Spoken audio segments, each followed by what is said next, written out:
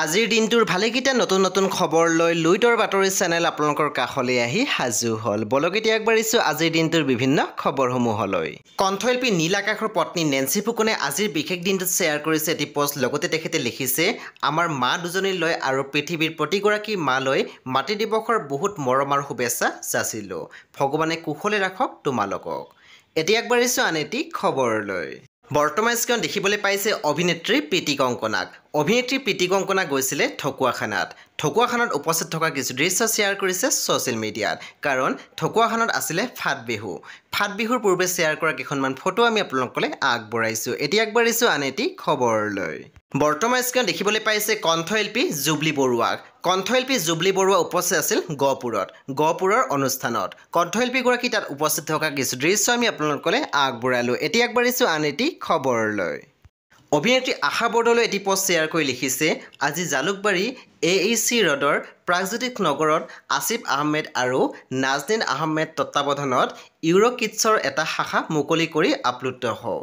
অভিনেত্ৰীগৰাকী তাত উপস্থিত থকা কিছু দৃশ্য আমি আপোনালোকলৈ আগবঢ়াইছোঁ। এতিয়া আগবাঢ়িছোঁ আন এটি খবৰলৈ।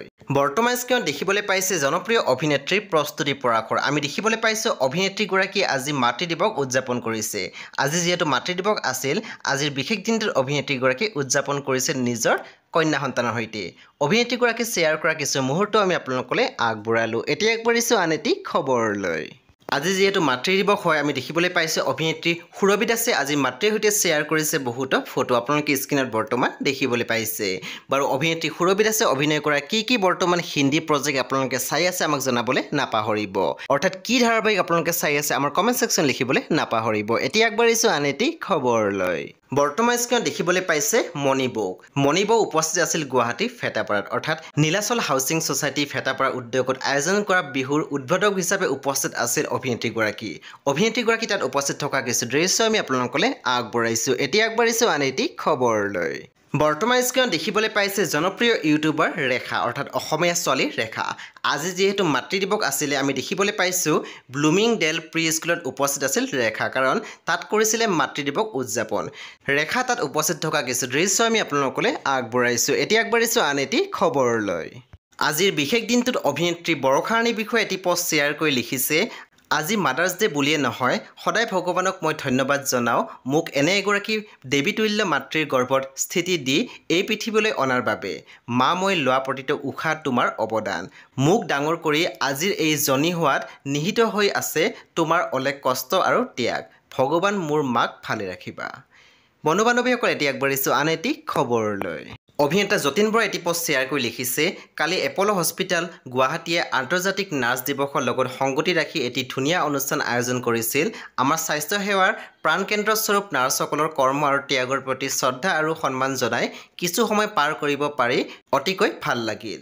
যিহেতু মোৰ নিজৰ জন্মদাত্ৰী মাতৃয়ে এগৰাকী নাৰ্ছ আছিল, সৰুৰে পৰা দেখিছোঁ নাৰ্ছ এগৰাকীৰ দায়িত্ব কিমান।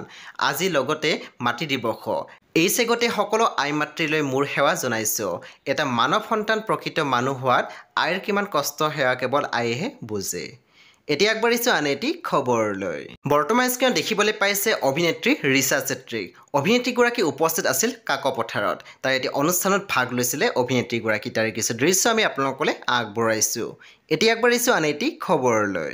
বৰ্তমান স্ক্ৰীণত কণ্ঠশিল্পী প্ৰিয়ংকা ভৰালী। আজি মাতৃ দিৱসৰ বিশেষ দিনটোত কণ্ঠশিল্পীগৰাকীয়ে ছ'চিয়েল মিডিয়া মাধ্যমত নিজৰ মাতৃৰ এখন ফটো শ্বেয়াৰ কৰিছে। লগতে তেখেতে শুভেচ্ছা বাণীও জ্ঞাপন কৰিছে।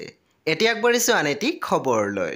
বৰ্তমান স্ক্ৰীণত দেখিবলৈ পাইছে কণ্ঠশিল্পী ৰাকেশ ৰিয়ান উপস্থিত আছিল জাগুনৰ অনুষ্ঠানত। কণ্ঠশিল্পীগৰাকী তাত উপস্থিত থকা কিছু দৃশ্য আমি আপোনালোকলৈ আগবঢ়াইছোঁ।